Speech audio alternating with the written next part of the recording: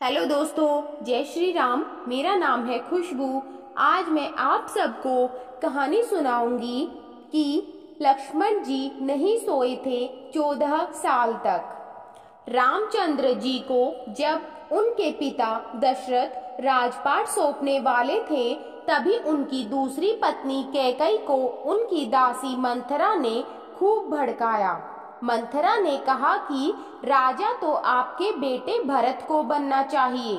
इसके बाद कैकई ने राजा दशरथ से 2 वर मांगे।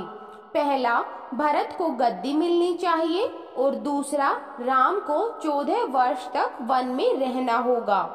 राजा दशरथ को अपनी पत्नी के वर पूरे करने पड़े।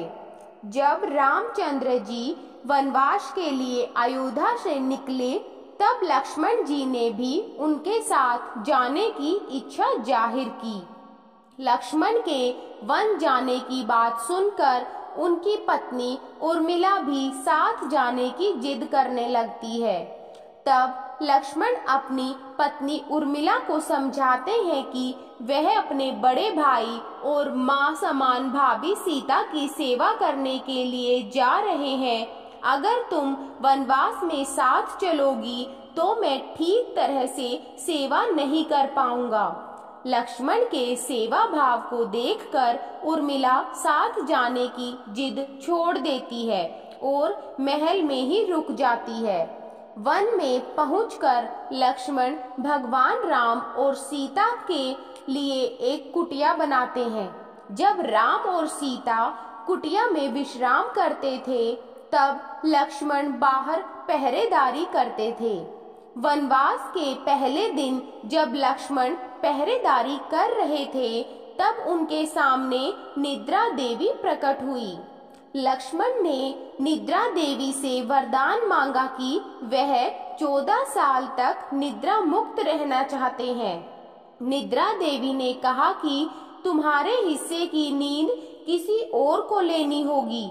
लक्ष्मण कहते हैं कि उनके हिस्से की नींद उनकी पत्नी को दे दें। इस कारण लक्ष्मण 14 साल तक नहीं सोए और उनकी पत्नी उर्मिला लगातार 14 वर्ष तक सोती रही।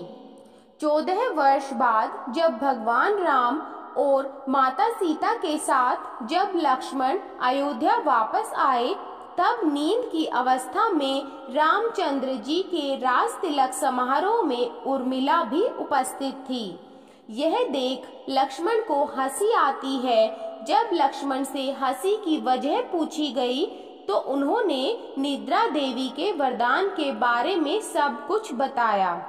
लक्ष्मण ने कहा कि जब मैं उबासी लूंगा, तब उर्मिला की नींद खुलेगी। लक्ष्मण जी की इस बात को सुनकर सभा में मौजूद सभी हंसने लगे और सभी को हंसते हुए देखकर उर्मिला लज्जावश समारोह से उठकर बाहर चली जाती है। जानकारी अच्छी लगी तो चैनल को सब्सक्राइब करें, वीडियो को लाइक करें, अपने सगे संबंधियों के साथ शेयर करें और कमेंट करें। मुझे सपोर्ट करें। धन्यवाद।